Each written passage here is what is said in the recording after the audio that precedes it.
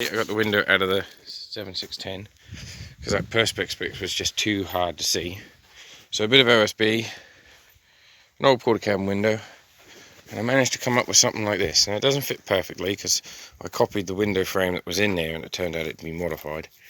But it'll do the job. It'll still make it semi-watertight. And then the plan is to put in the thing with the hinges, cut the excess screw bits off, and then that will sit down sort of nice and snug in there, hopefully. And then afterwards we just push it up tight against here by screwing this bit of wood to it and screwing 2 screws under there. My theory is that thing. So putting a window, actual proper window in, is never going to happen because they've cut off them now. But plus, she's quite ropey in places. So, but yeah, should do the job. You know, it's not going to be perfect, but it'll do the job. So next video will be when it's in place, hopefully. I would try and set the camera up, but Mr. Muppet there keeps grabbing my phone.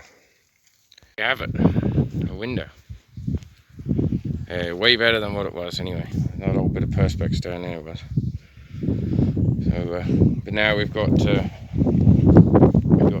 radiator, which is the next thing to sort out. I just gave it a wash, but it's well packed, so I think it's probably just going to be a case of getting a new one because the fins are starting to go. But yeah, we're getting there. We're getting there. I can just got 4-wheel drive to sort out, really, and pins on the front axle, seals for the front axle, and then we're good. So, and happy New Year to all. Even though this video won't be out until Friday, but for all that's watching, this is the first today, so I decided to spend the new year cuddling with my beast of a tractor, 7610. Never thought I'd own one, to be fair, but I do now. And by dingoes do I love it. Here we are on the 7610 with a trailer on, modified for carting lambs and sheep, mainly lambs. We had 2 trailer load of lambs. 7610 seems to be running pretty good. Apart from if you drop the idle too quick, she now wants to stall. So I think that's due to the injector pump. But it seems to be going pretty good. I've just got to sort out the 4-wheel drive. One's a bit in first gear, but which goes forwards, it's the main thing, I guess. This is what we refer to as long pass. Being that it's a long pass.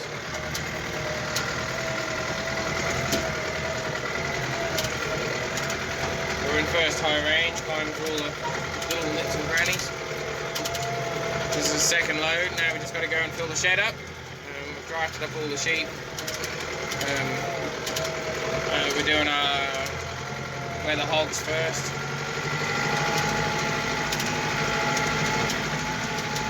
And then onto the ewe hogs, and the sheel and wethers, and then sheel and ewes, and then onto the main flock ewes, and then main flock wethers.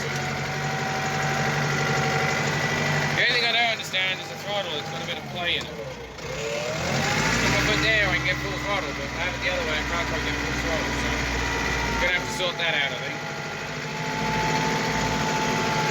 You don't need full throttle anyway. Just let it chuddle along. But the window seems to be working pretty good. As you can see, we're gonna have a plane, toolbox, and then I've got all the bits for my dual wheels. Apart from I ain't got the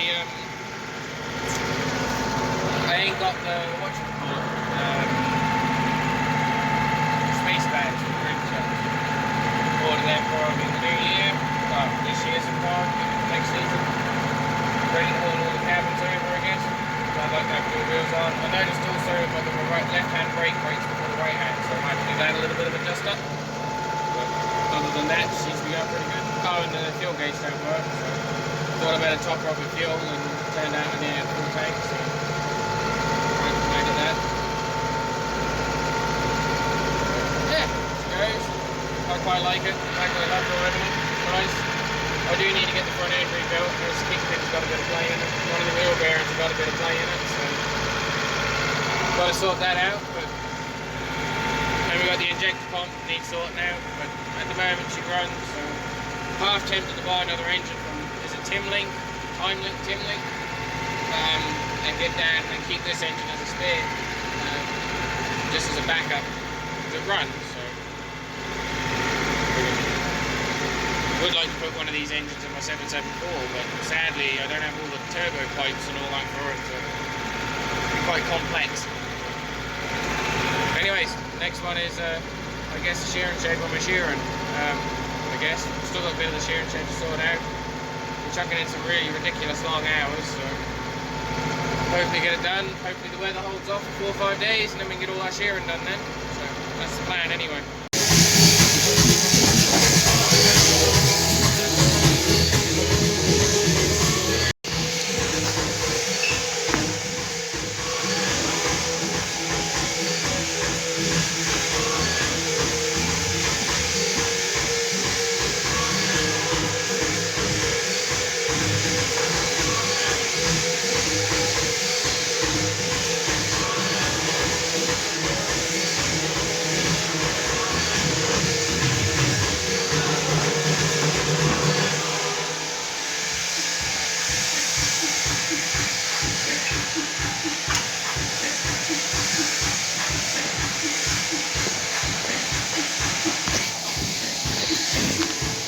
Timed the video, but we've had 2 good shearers in, and literally been chucking it I think in the last 4 days, but we're literally just doing the rams and we've got about 30 odds and sods to do, and then we're finished. So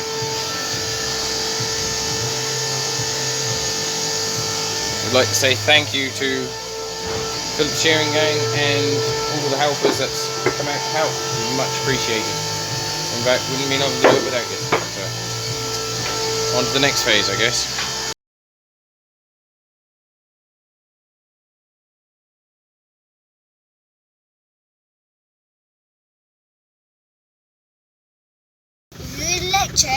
Weather's going to bull ponds. Won't see them for another year, hopefully. And then we've already got the hogs and shearlings out that way. Well, which is now shearlings and mature ewes, but we decided to run them dry for another year. Daddy. We just got to wait for those little lambs just to wiggle their way around the corner there, and then we're one lot done and out. Then we just got the rams left to go. Ignore on the Rover the brake warning light because we don't have any brakes. So we're heading back to the farm.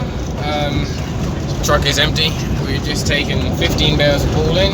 We've now got another 15 to take in, and then there'll be a load of 6 at the end. So that's only 6 bales altogether.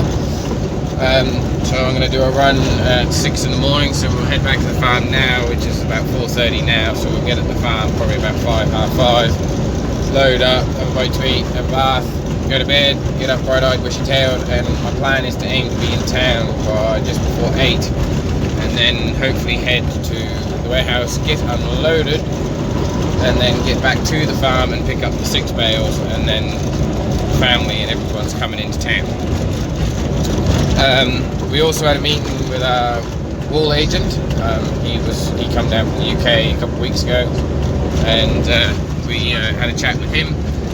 And I wouldn't say we've learned loads, but we've learned different things we can try. So instead of writing on the bales with marker pens, we're going to use stencils, make it look more professional. Then it was just more of keep the black spots out and the etc. You know, the most do's and don'ts and the common sort of things.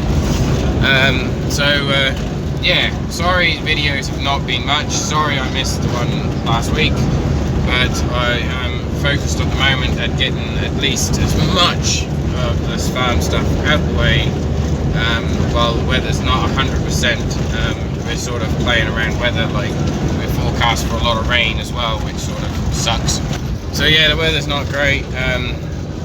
It's meant to be gale force winds tonight, so we'll load the truck up, put the tarp back on, and then head off early hours in the morning. It is meant to absolutely downpour tomorrow, so I'm hoping that I can get into town and get the bales unloaded before it really gets too heavy, but we will have to just play that by ear, I guess. We also went out yesterday and checked the livestock after shearing, and they all seem quite happily contented, so that's good. We have about 350 due to go to slaughter. We've emailed that and it's been put on the books.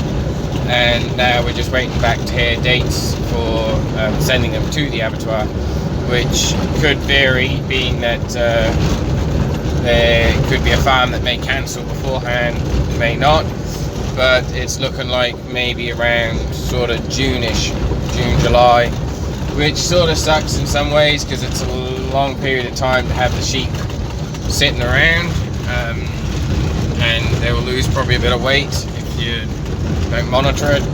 So we'll probably end up having to slaughter some ourselves, so we'll just have to wait and see and cross that bridge when we get to it, really. It's one of those things. We are looking at getting some Cardale embryos and semen down, whatever you want to call it, and we're going to breed up a pure Cardale flock again, hopefully. Well, that's the plan anyway. Breed up a pure Cardale flock, and then we can run Cardales on the farm. The merino cross we're doing works alright for the first 2 years, but then after that they start to downgrade, so we're not really wanting that as such, so we'll alter that. But yeah, oh, and I have actually got a load in the back. I've got 2 tyres in the back, 2 tractor tyres, which is for the 7610. We've got to take those tyres off, clean up the rims, and then put the tyres off the jewels onto those rims, and then hopefully that will sort out a little bit of the problem with the 4-wheel drive. And then we're also going to have to rebuild, I guess, in the drop box or something along those lines, the same as the front axle. I've got to talk to them down in the UK. I'll give them a call probably on Thursday, see if they can get me the parts to do the front axle up, and then if we can get the front axle completely redone, because she leaks a bit of oil, then we'll have a look. I'm also after an injector pump for a Ford 7610. I'm not fussed if it is second hand, as long as it works. My one has got a split in it. I don't know why, but they have epoxy resin in it, but when she gets warm she tends to hunt and lose a lot of power. So if you have a Ford 7610 injector pump, inline pump, Siemens pump, inline one, lying around, I would be severely interested, so please give us a shout.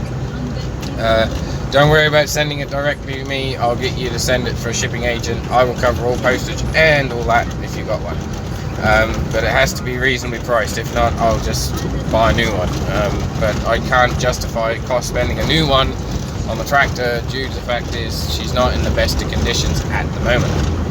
I did email a company in Ireland, can't remember their names, but they do tractor cabs and all that, but sadly they haven't replied back, so I don't know whether that means they're not going to send to me, they're not interested, or whether they are looking into it and going to get back to me later. So we just have to wait and see, I guess. But if not, before then, if you know anyone that's got a really good condition Q cab for a Ford 7610, Ford 6610, don't really mind, provided it's got the gear change on the steering wheel, like my 7610, it'll all work. By all means, give me a shout. I want one. If I can get a cab for her, I will then take the cab off and give her a paint up, redo the top links, top cover, and then she'll be a nice little tractor. So it's just finding those bits to do it with, really. But yeah, so there's a little bit of update of what we've been up to.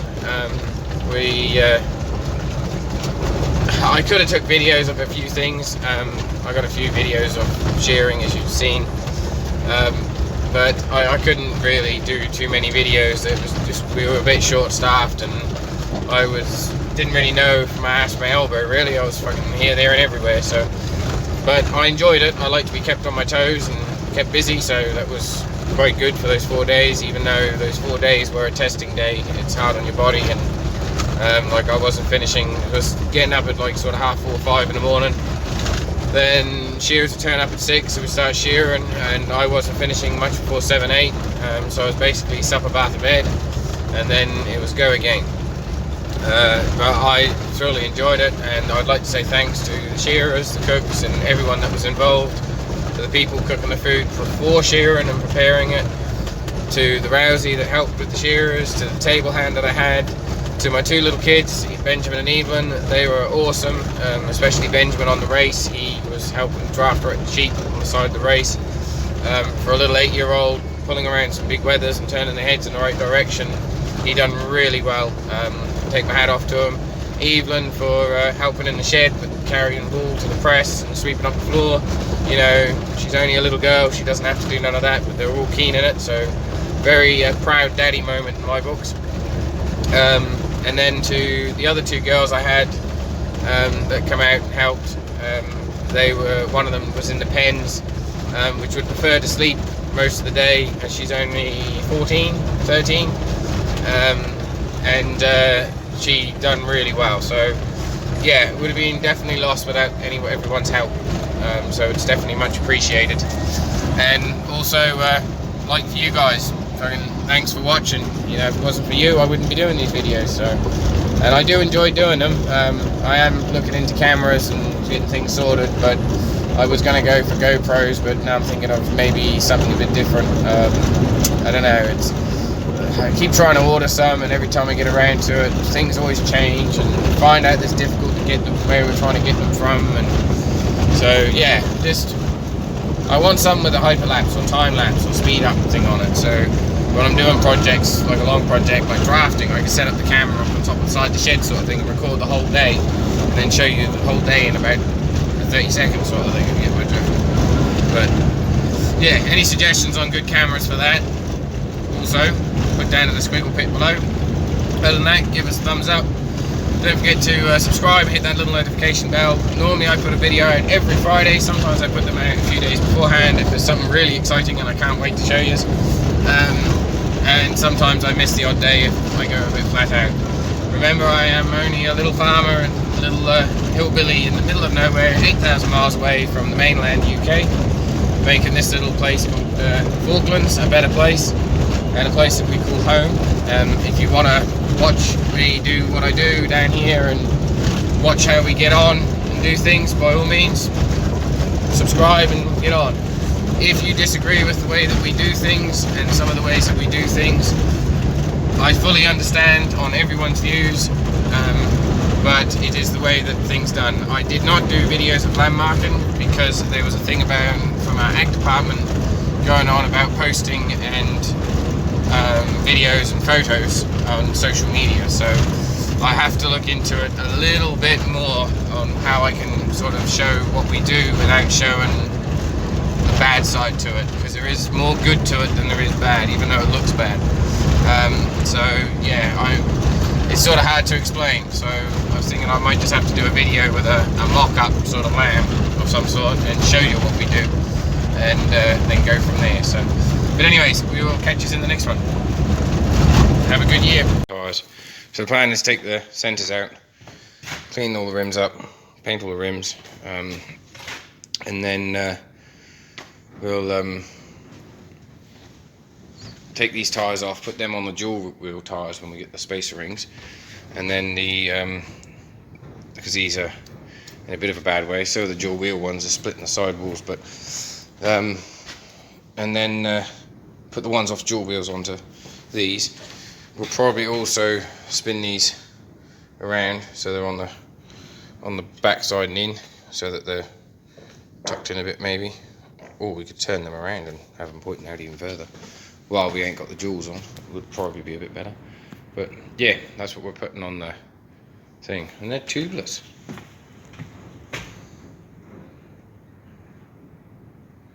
Huh.